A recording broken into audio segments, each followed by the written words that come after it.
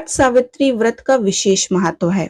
सुहागिन महिलाएं पति की लंबी आयु और अच्छे स्वास्थ्य के लिए निर्जला व्रत रखती हैं। माना जाता है कि इस दिन व्रत रखने से दाम्पत्य जीवन अच्छा रहता है। जेठ माह के कृष्ण पक्ष की अमावस्या तिथि को वट सावित्री व्रत रखा जाता है।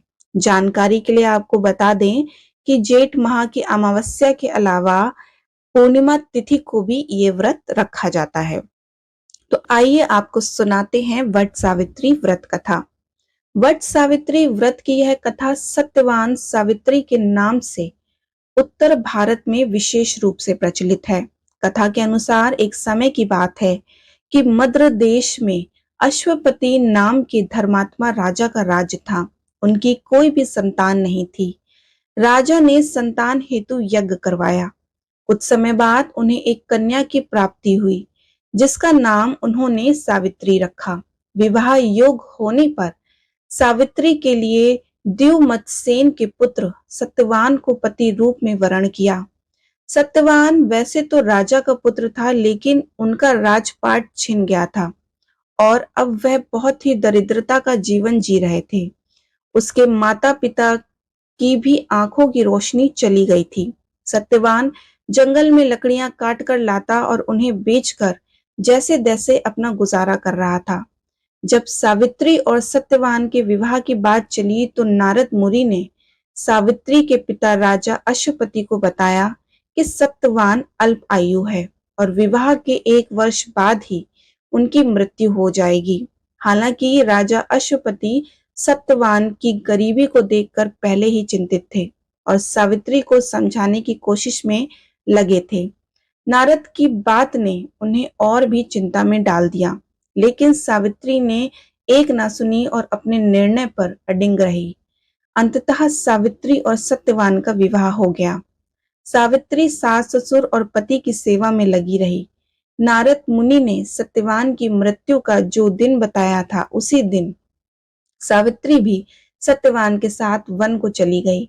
वन में सत्यवान लकड़ी काटने के लिए जैसे ही पेड़ पर चढ़ने लगा, उसके सिर में असहनीय पीड़ा होने लगी और वह सावित्री की गोद में सिर रखकर लेट गया। कुछ ही देर बाद उनके समक्ष अनेक दूतों के साथ स्वयं यमराज खड़े हुए थे। जब यमराज सत्यवान की जीवात्मा को लेकर दक्षिण दिशा की ओर चलने लगे, पतिव्रता सावित्री भी उनके पीछे चलने लगी। आगे जाकर यमराज ने सावित्री से कहा, हे पतिव्रता नारी, जहां तक मनुष्य साथ दे सकता है, तुमने अपने पति का साथ दे दिया, अब तुम लौट जाओ। इस पर सावित्री ने कहा, जहां तक मेरे पति जाएंगे वहां तक मुझे जाना चाहिए। यही सनातन सत्य है। यमराज सावित्री की वाणी सुनकर प्रसन्न हुए और उससे वर मांगने को कहा। सावित्री ने कहा, मेरे सास ससुर अंधे हैं, उन्हें नेत्र ज्योति दे। यमराज ने तथास्तु कहकर उसे लौट जाने को कहा और आगे बढ़ने लगे, किंतु सावित्री यम के पीछे ही चलती रही। यमराज ने प्रसन्न होकर पुनः वर मांगने को कहा। सावित्री ने वर मांगा कि मेरे ससुर का खोया हुआ राज उन्हें वापस मिल जाए। यमराज ने तथास्तु कहकर पुनः उसे लौट जाने को कहा, परंतु सावित्री अपनी बात पर अटल रही और वापस नहीं गई। सावित्री की पति भक्ति देखकर यमराज पिघल गए और उन्होंने सावित्री से एक और वर मांगने को कहा। तब सावित्री ने वर मांगा, मैं सत्यवान के 100 पुत्रों की मां बनना चाहती हूँ, कृपा कर आप मुझे यह वरदान दें। सावित्री की पति भक्ति से प्रसन्न हो इस अंतिम वरदान को देते हुए यमराज ने सत्यवान की जीवात्मा को पाश से मुक्त कर दिया और सदृश्य हो गए।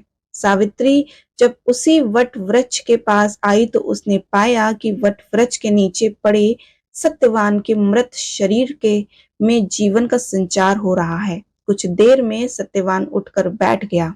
उधर सत्यवान के माता पिता की आंखें भी ठीक हो गईं और उनका खोया हुआ राज्य भी वापस मिल गया।